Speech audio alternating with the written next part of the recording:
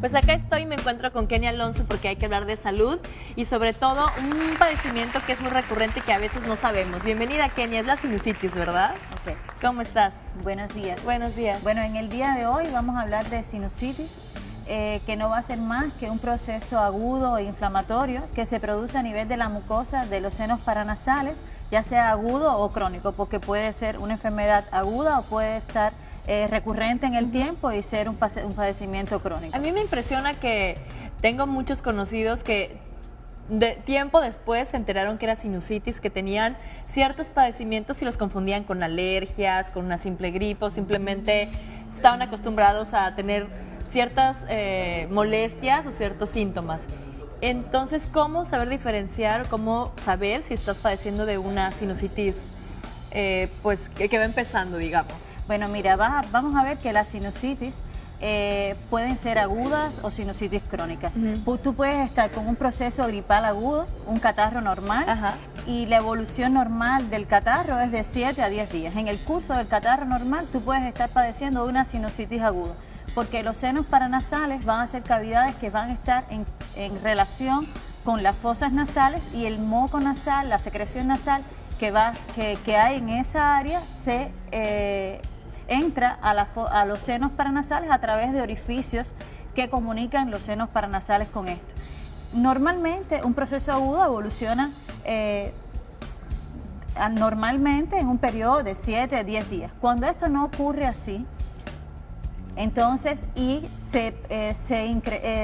los síntomas se mantienen en el tiempo por más de 12 semanas, estamos hablando de una sinusitis crónica, y generalmente se producen por catarros maltratados, que el paciente tuvo un catarro, no llevó el tratamiento adecuadamente, y como consecuencia de esto, ese catarro, esa secreción se quedó acumulada en los senos paranasales. Como bien te decíamos, esos senos paranasales se comunican con la fosa nasal, y muy en íntimo contacto van a estar los senos y la fosa nasal. No se habla, el término más general que podemos decir es una rinosinusitis. Si hay afecciones agudas en la mucosa nasal, sean de causa alérgica, donde está la mucosa inflamada, donde están los cornetes engrosados, esto va a interferir en el drenaje adecuado de esa secreción que entra a los senos maxilares y que fisiológicamente debe salir. Si esos cornetes están grandes, la mucosa está inflamada, entonces produce como un tope y no deja que esa secreción salga adecuadamente.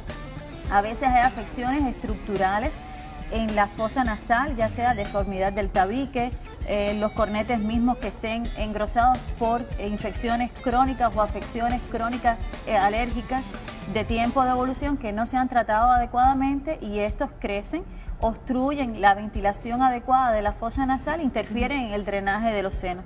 Entonces, generalmente, cuando un catarro o un proceso gripal no evoluciona adecuadamente en el periodo ese que te decíamos de 7, 10, 12 días, y se mantiene por tiempo más largo, el paciente viene y te dice, que este mes estaba con catarro y en 4 o 5 semanas vuelvo a tener otra crisis, tienes que sospechar que el paciente tiene una sinusitis, que tiene una rinosinusitis, y que entonces esa secreción está acumulada en el seno maxilar y está dando síntomas crónicos ya. ¿Qué tiene que ver cuando dicen es que tengo el tabique desviado porque tengo sinusitis? ¿Tiene una cosa que ver con la otra? Como te decíamos, una de las causas que favorece a la que esa secreción se acumule en los senos paranasales va a ser algunas afecciones estructurales de la fosa nasal. Si el tabique está muy desviado, interfiere, hace que el cornete se pegue al tabique. Ese cornete está en la pared lateral de la nariz, que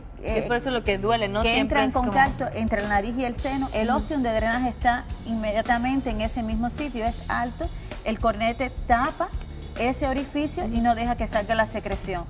Entonces, el tabique, el cornete, afecciones estructurales regionales ahí en la fosa nasal, en muchos niños, por ejemplo, las adenoides, una masa adenoidea grande que pueda tener cualquier niño, trae como consecuencia que la secreción que hay en la fosa nasal se acumule, no se drena adecuadamente, y entonces esa secreción acumulada entra a los senos paranasales y se queda acumulada ahí, y se sobreinfesta con bacterias.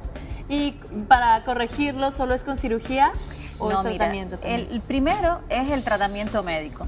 Ir a la consulta del especialista, hacer una historia clínica adecuada, un interrogatorio adecuado. Ahí Para los vamos que no a saben, ver los si el paciente especialistas es es el alérgico. otorrinolaringólogo, ¿no? Ajá, del otorrinolaringólogo. El paciente te va a decir si tiene algún antecedente de alergia, cómo son los síntomas, si es en la noche, cuando él se vira hacia un lado, cuando se expone al frío. Y entonces, en dependencia del interrogatorio que tú hagas y el examen físico exhaustivo de la fosa nasal, tú vas a tener ya una idea de cómo va a estar el cuadro.